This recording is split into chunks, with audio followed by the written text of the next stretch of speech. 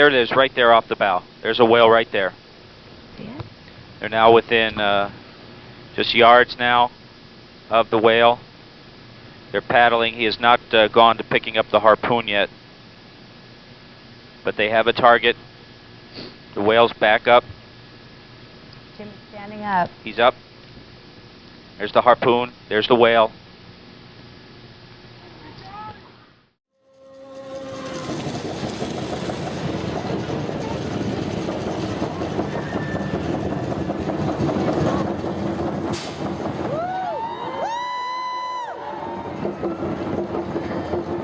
The Makah Tribe of Washington has a history of whaling that goes back thousands of years. This tradition is deeply woven into Makah identity, reflecting a spiritual relationship with the whales they hunt.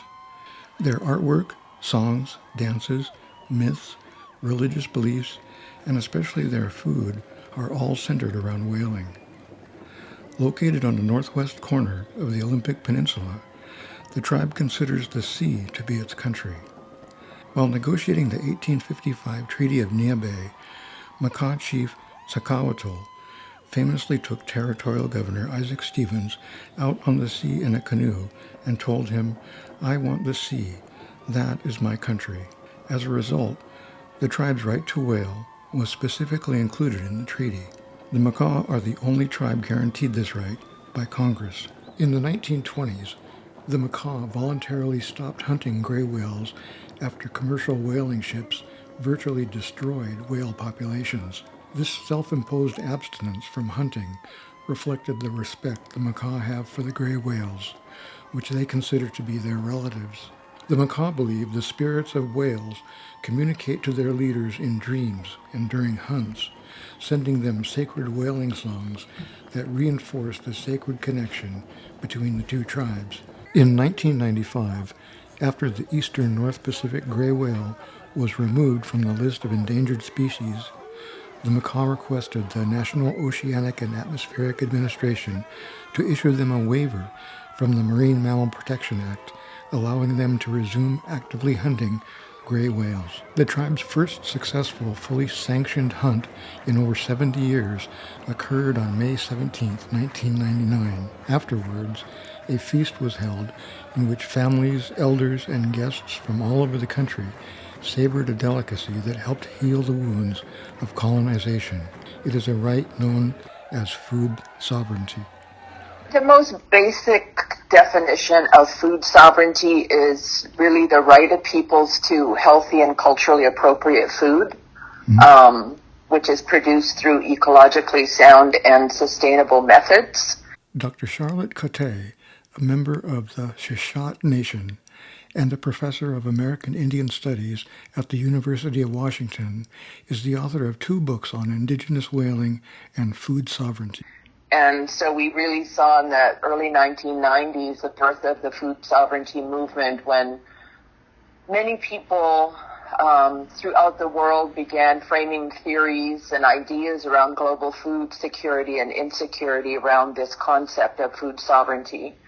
And for specifically in thinking about how it connects to indigenous peoples and the recent movements we're seeing in our communities around enacting food sovereignty, is having to peel away those layers of colonialism. That is really part of our lived experience, and recentering the work we're doing, recentering our lives within our own ancestral teachings and wisdoms around our traditional foods and what it means to be not just individually healthy, but healthy within a larger community. So what it means to be healthy as a community.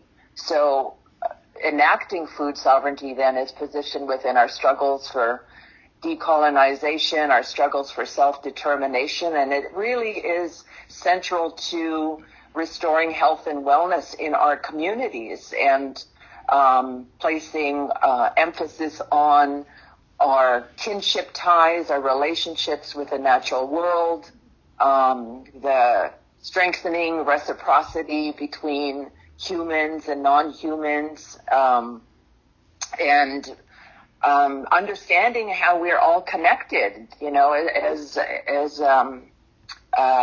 people, lands, animals, plants.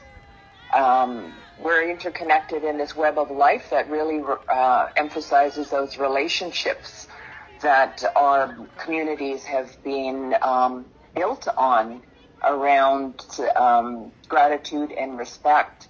So food sovereignty then embodies that real deep kind of spiritual appreciation for food as a sacred gift.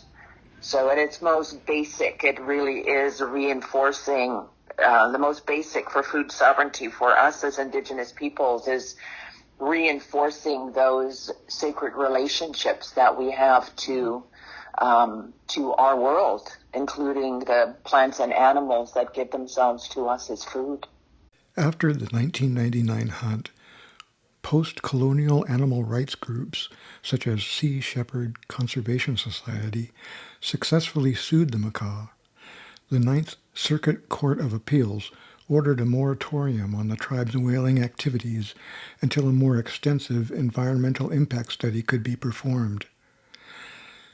In June of 2024, NOAA completed the study and approved the tribe's request for a waiver from the Marine Mammal Protection Act. The tribe can now harvest, on average, 2 to 3 eastern North Pacific gray whales per year, up to 25 total over the next 10 years.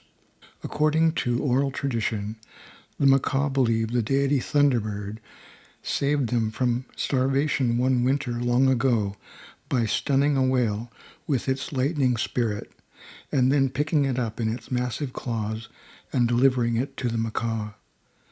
The tribe honors the deity and the whale for saving them from death.